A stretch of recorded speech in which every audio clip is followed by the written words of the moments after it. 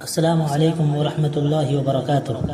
آج ہم اذان کے بعد پڑھی جانے والی مسنون دعا سیکھیں گے۔ نبی کریم صلی اللہ علیہ وسلم نے ہمیں یہ دعا پڑھنے کی تعلیم دی ہے اور اس کی بہت بڑی فضیلت بیان فرمائی ہے۔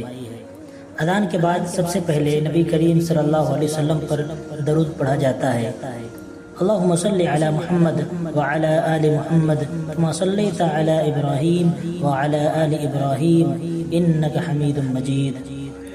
پھر یہ دعا پڑھیں، اللہم رب هذه الدعوة التامة والصلاة القائمة آت محمدا الوسیلة والفضیلة وبعثه مقاما محمودا الذی وعدته۔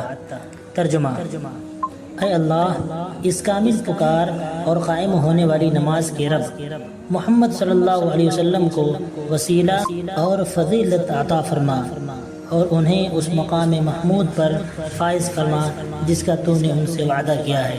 حوالہ: صحیح بخاری حدیث نمبر 614، صحیح مسلم 384۔ فرمایا فضیلت، نبی کریم صلی اللہ علیہ وسلم نے فرمایا، جو شخص اذان سننے کے بعد یہ دعا پڑھتا ہے اسے قیامت کے دن میری شفاعت نصیب ہوگی۔ الحدیث۔ آئیے ہم سب اذان کے بعد یہ دعا پڑھنے کا اہتمام کریں تاکہ ہمیں بھی نبی کریم صلی اللہ علیہ وسلم کی شفاعت نصیب ہو۔